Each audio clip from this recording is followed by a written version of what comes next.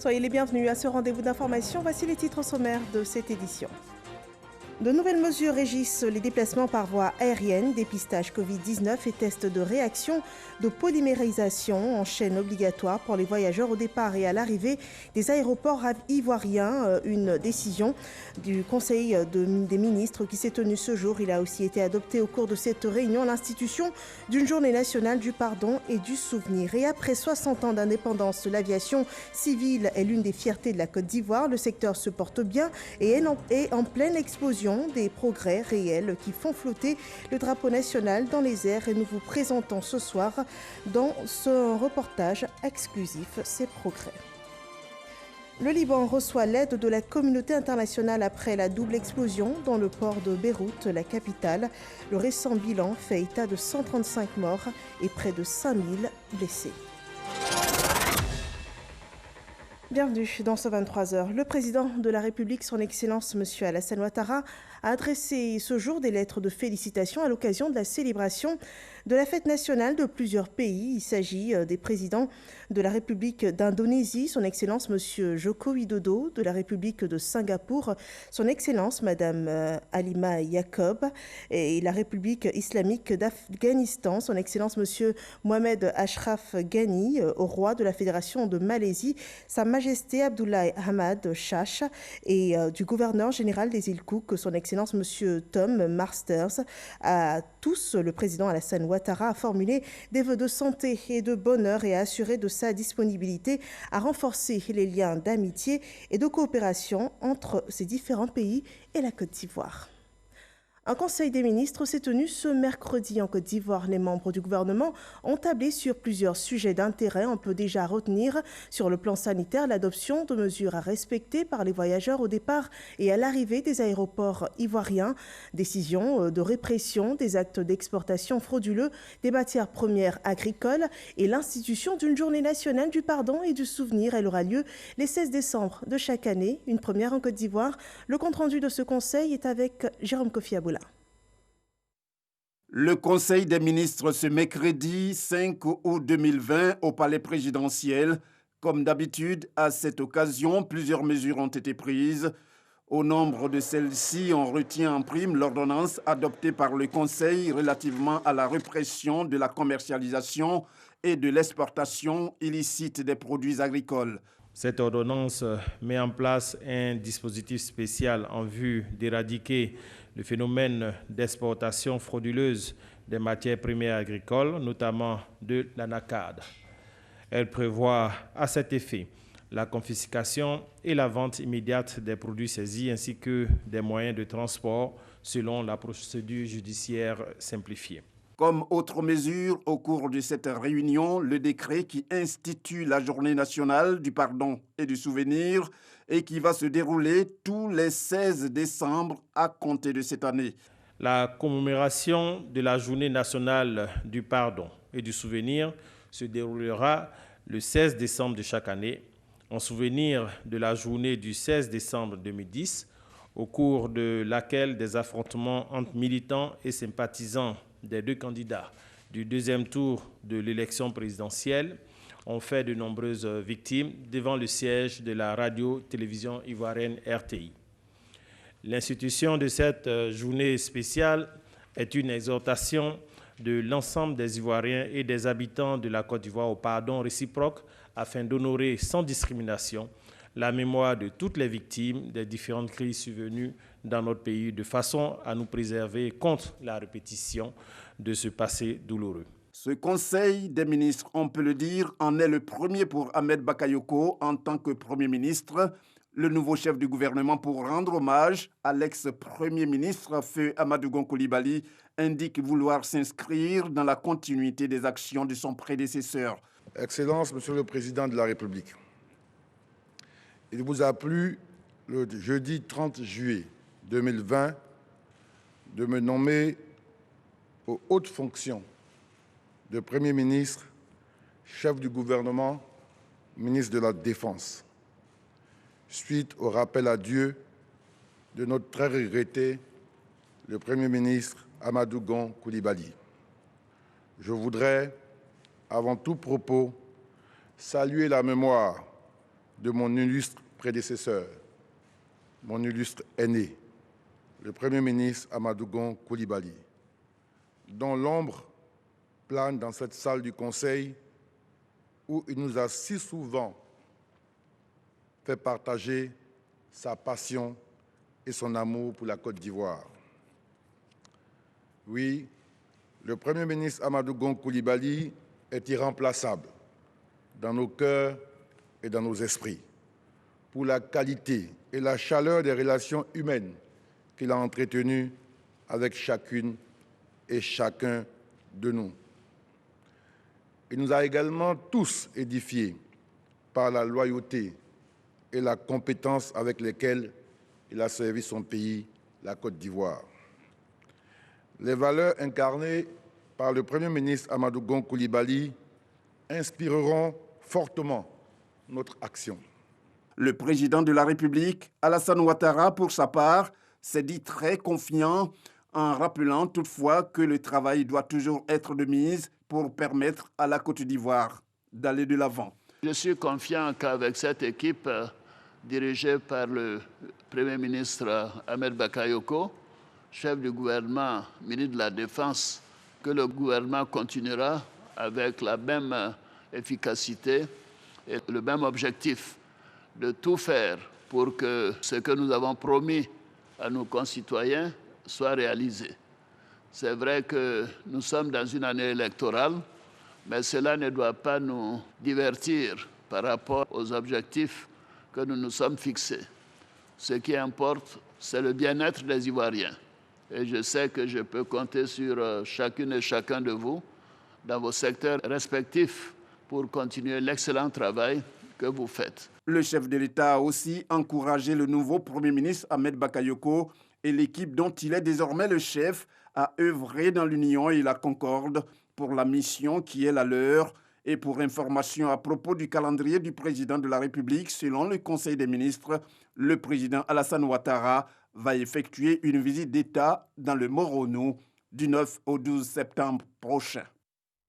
Une catastrophe s'est produite hier au Liban en soutien. Le président de la République, Alassane Ouattara, a adressé ce jour une note à son Excellence M. Michel Aoun, président de la République libanaise. Monsieur le Président, c'est avec une profonde consternation que j'ai appris la nouvelle de la double explosion d'un dépôt de nitrate d'ammonium dans le port de Beyrouth le mardi 4 août 2020 qui a fait plus de 100 morts et plus de 4000 blessés. En cette douloureuse circonstance, je voudrais, au nom du peuple et du gouvernement ivoirien, ainsi qu'en mon nom propre, exprimer à votre Excellence, au peuple et au gouvernement libanais ma solidarité et ma profonde compassion. Je prie votre Excellence de bien vouloir transmettre aux familles des victimes mes condoléances les plus attristées et aux nombreux blessés mes vœux de réconfort et de prompt rétablissement. Haute considération, et c'est signé Alassane Ouattara, président de la République de Côte d'Ivoire. Les yeux du monde sont depuis hier tournés vers le Liban qui observait ce mercredi un deuil national suite aux deux fortes explosions qui ont fait plus de 100 morts et des milliers de blessés à Beyrouth. D'après les autorités libanaises, quelques 2750 tonnes de nitrate d'ammonium stockées sans mesure de précaution dans le port de Beyrouth sont à l'origine des déflagrations. Alors qu'une grande partie de la capitale est ravagée, la communauté internationale s'est immédiatement engagée aux côtés du Liban ce mercredi. La France, les États-Unis, l'Allemagne, le Royaume-Uni, le Canada, l'Italie, l'Iran et Israël, pour ne citer que cela, les pays du monde se sont dit prêts à apporter une aide médicale et de secours en fonction des besoins qu'exprimeraient les autorités libanaises. En Côte d'Ivoire, le nouveau Premier ministre présentait hier ses nouvelles nominations au guide de la communauté musulmane. Le cheikh Aïma Mamadou Traoré, Ahmed Bakayoko promet s'engager à œuvrer pour la paix. Le témoignage d'Abdoulaye Koné. Le Premier ministre et chef du gouvernement chez le cheikh Aïma Mamadou Traoré. Ahmed Bakayoko est venu lui présenter sa nomination et solliciter des prières pour la réussite de sa mission à la primature. Je remercie infiniment Monsieur le Premier ministre pour cette visite qui m'honore.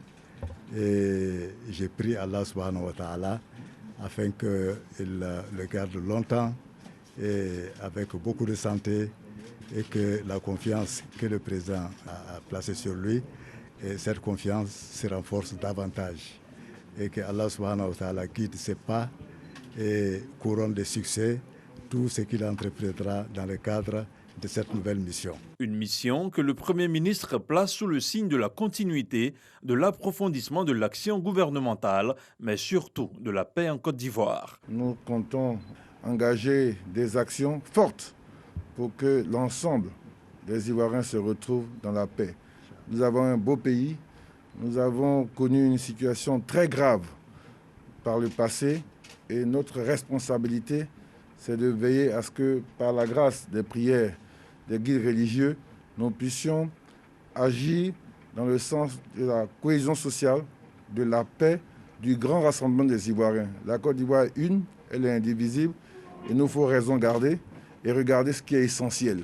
Et je crois qu'aucune œuvre de cette dimension ne peut se faire sans la force et les prières de nos guides. Avec les prières de toutes les tendances religieuses de notre pays, le Premier ministre et son équipe gouvernementale entendent relever tous les défis de développement du pays. La Côte d'Ivoire célébrera le 7 août prochain les 60 ans de la proclamation de son indépendance. Depuis 1960, voit se dessiner les grandes lignes de son développement et le secteur de l'aviation civile n'est pas en reste. Des années 60 à 70, le père de la nation ivoirienne, feu Félix Houphouët-Boigny, avait déjà créé les conditions d'une aviation civile compétitive. Souvenez-vous des vols domestiques de la compagnie Air Ivoire devenue aujourd'hui Air Côte d'Ivoire. Suivons dans ce reportage de Francis Boiffaut l'évolution de ce secteur de l'aviation civile ivoirienne qui n'est pas sans summum. On regarde.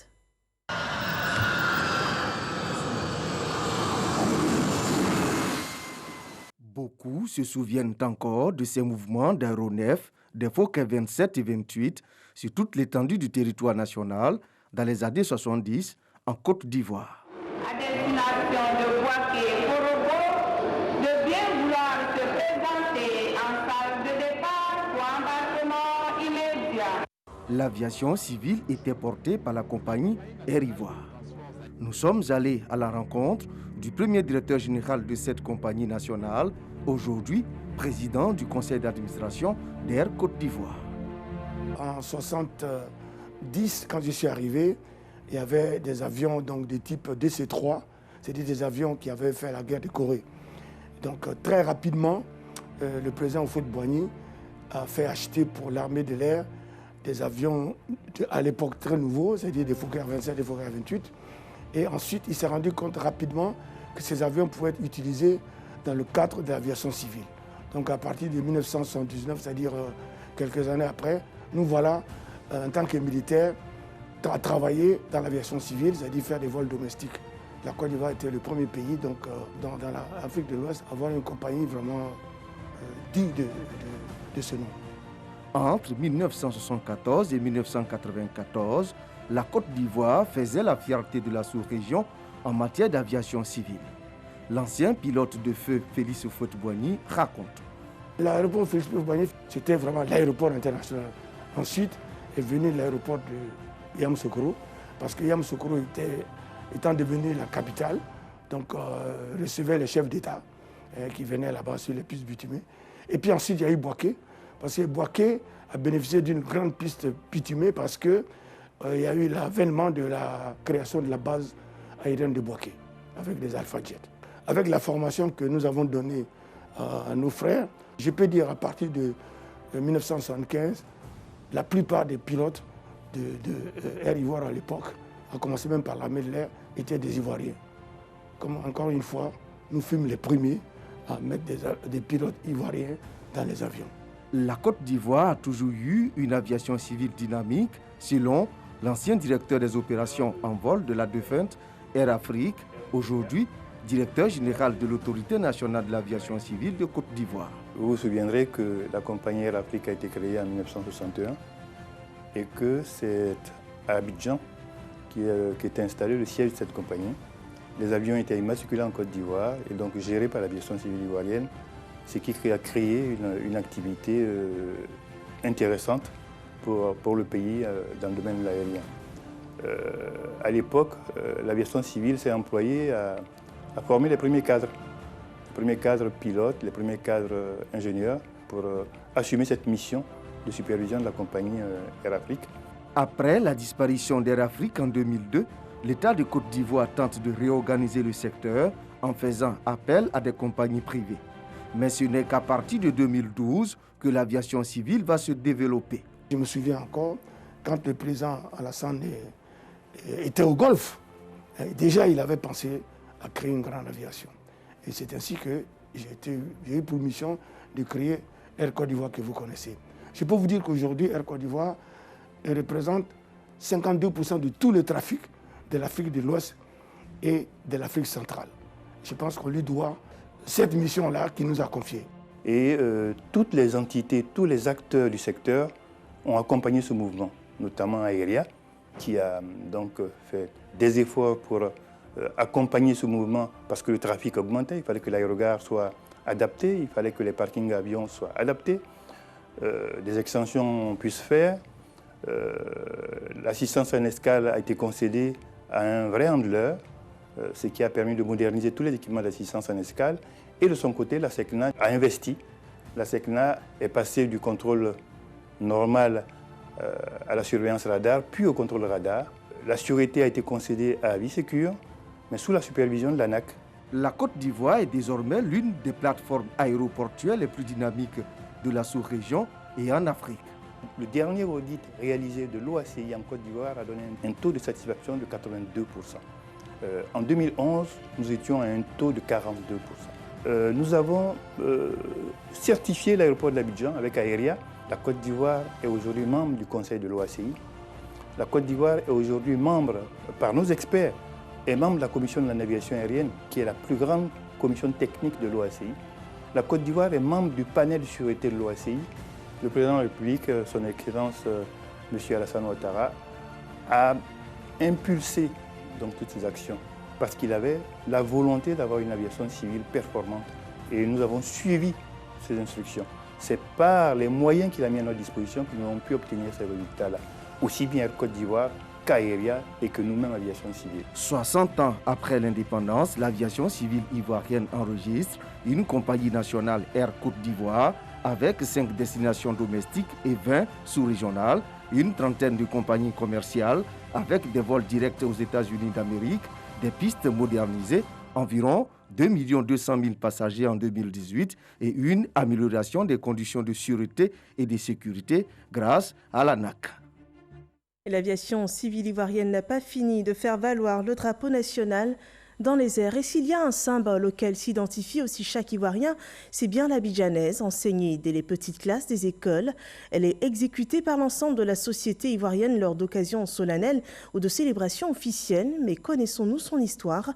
Composée de 5 couplets, elle vit le jour grâce à la collaboration de 3 illustres personnalités aujourd'hui disparues, le ministre Mathieu Ekra, l'abbé Pierre Michel Pango et Monseigneur Pierre-Marie Coty.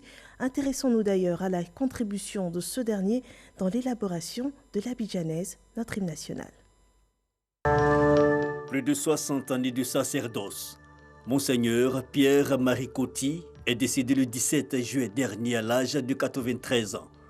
Au nombre des témoignages sur l'œuvre de l'homme, un fait majeur, l'histoire de l'indépendance de la Côte d'Ivoire retient de l'ancien évêque émérite du diocèse de Daloa la paternité du texte de l'hymne national.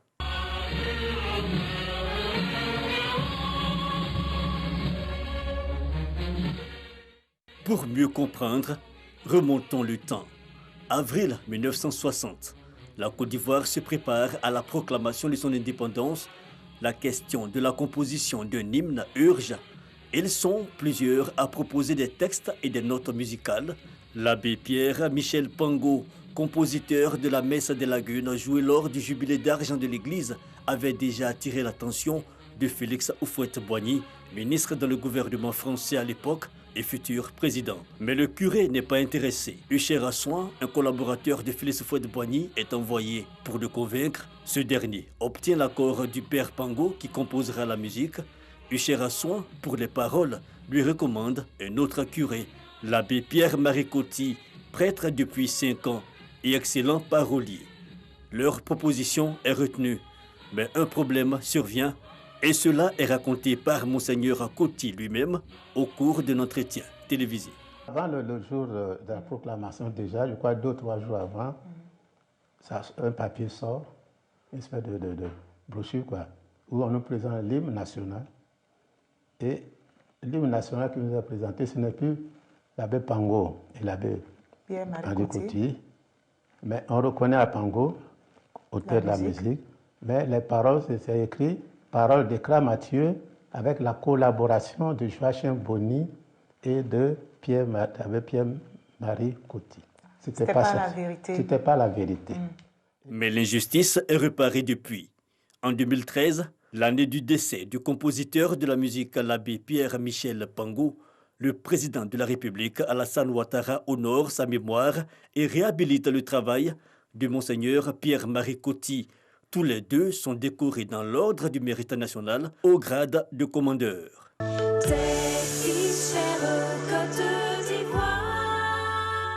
L'hymne national, au même titre que les armoiries, tous appartiennent au patrimoine symbolique de la Côte d'Ivoire.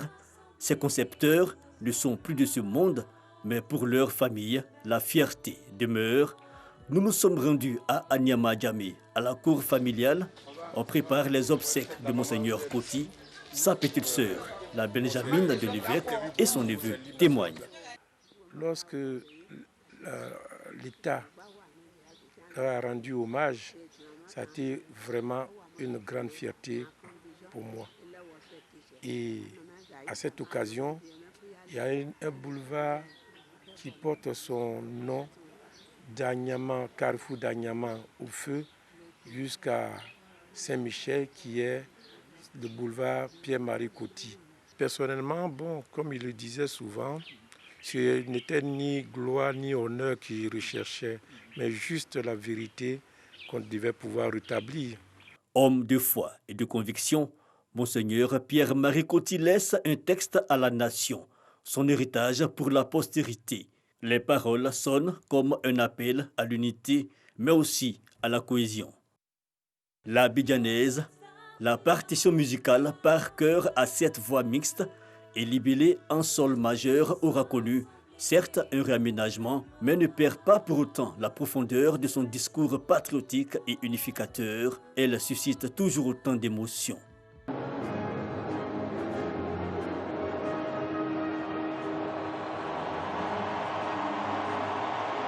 Et autant d'inspiration, quel que soit le style adopté, naviguant aisément du classique au contemporain.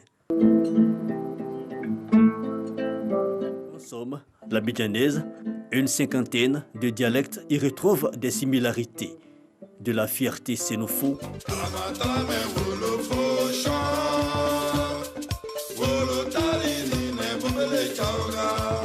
passant par le dynamisme baoulé,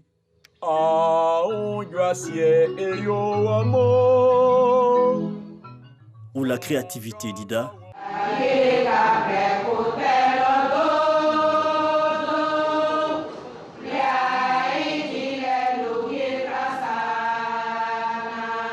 des dialectes et même le langage populaire.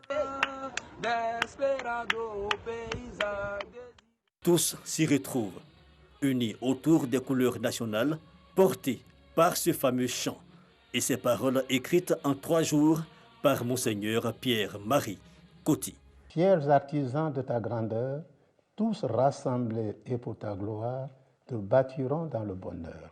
Le refrain, pour ta grandeur riche et noble patrie, nous marcherons de la vie, plein d'amour et plein de joie, le cœur uni au cours de notre vie. Voilà un beau témoignage de Franck Coisieux qui nous replonge dans la mémoire des premières années de l'indépendance de la Côte d'Ivoire.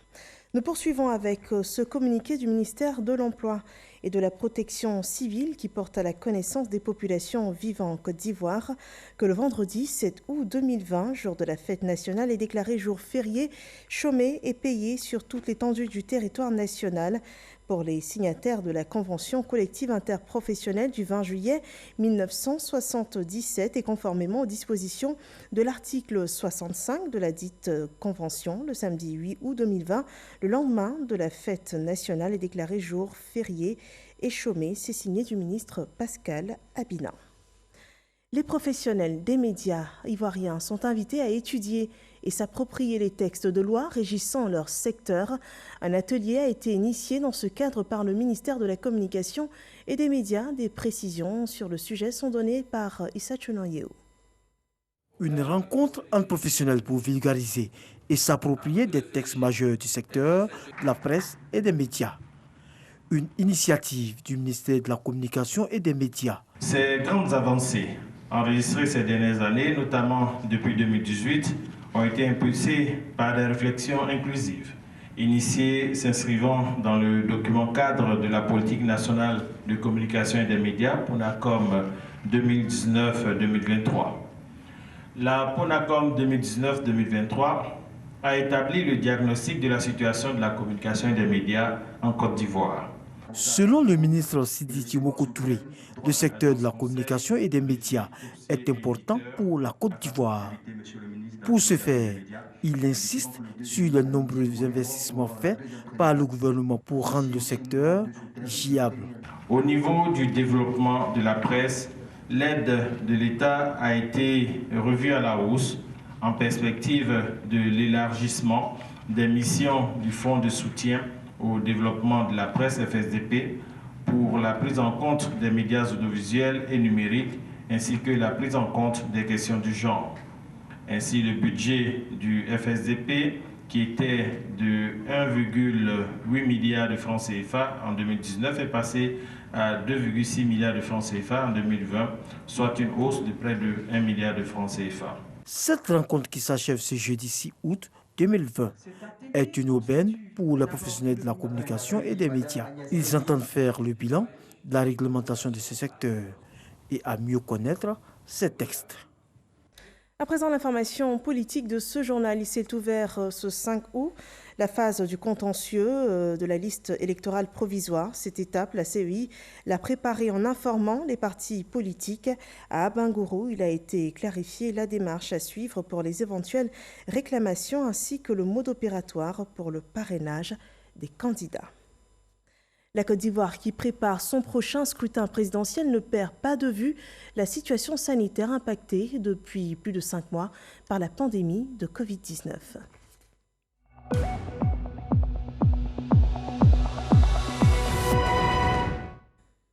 L'évolution de la situation sanitaire dans le pays. Ce jour, 56 nouveaux cas de Covid-19 et 236 nouvelles guérisons sont annoncées. Au total, 16 349 cas confirmés sont enregistrés à cette date, dont 4 055 cas sont toujours actifs.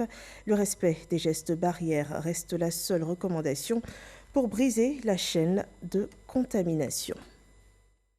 Autre sujet à présent, la semaine nationale de la propreté qui s'est ouverte le 1er août dernier prend fin demain. La célébration officielle de la 5e édition a eu lieu hier dans la commune de Koumassi, c'était en présence des 4 membres du gouvernement. On en sait davantage avec Grace Kando. Les règles élémentaires de propreté et d'hygiène sont constamment foulées aux pieds. Ces propos sont de Anne Ouloto, ministre de l'Assainissement et de la Salubrité. En plus des actions menées pour inverser la tendance, chaque année, à l'orée de la fête nationale, une semaine nationale de la propreté est initiée. Elle vise à inculquer à la population le goût de la propreté. On va donner conseil à nos enfants, nos petits-enfants, pour qu'au moins ils maintiennent la propreté dans la commune. Chacun doit être gendarme de son quartier. Pour la 5e édition de la Semaine nationale de la propreté, c'est Koumassi qui a été choisi. Selon la ministre Anne Ouloto, la commune est un exemple en matière de salubrité et aux autorités locales de livrer leurs recettes. Le curage de caniveaux, les enlèvements d'ordures, le déguerpissement des trottoirs, nous n'attendons pas d'occasion spéciale parce que tous les jours, nous sommes sur le terrain jour et nuit. Tout ce que nous faisons est précédé d'une rencontre de sensibilisation.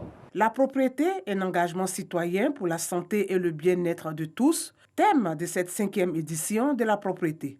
Ce thème intervient dans un contexte marqué par la pandémie du coronavirus. Sur la base des données actuelles, chers amis, la croissance économique estimée à 7,2% pour l'année 2020 pourrait être réduite de moitié pour s'établir à 3,6% dans l'hypothèse d'une bonne maîtrise de cette pandémie. Si notre pays continue de prendre les mesures qui sont en cours, eh bien, nous arriverons à ralentir fortement cette pandémie. Malheureusement, les conditions d'hygiène, de salubrité et d'assainissement, qui sont des facteurs clés pour assurer le succès de ces mesures, ne sont pas toujours respectées. Au regard de ce tableau, la ministre de l'Assainissement et de la Salubrité invite les populations à accentuer sans relâche les efforts en matière de sensibilisation et d'éducation au changement de comportement. La promotion de la salubrité, c'est faire des efforts pour la santé des populations. C'est la fin de cette édition. Merci de nous avoir suivis. Rendez-vous demain. Portez-vous bien.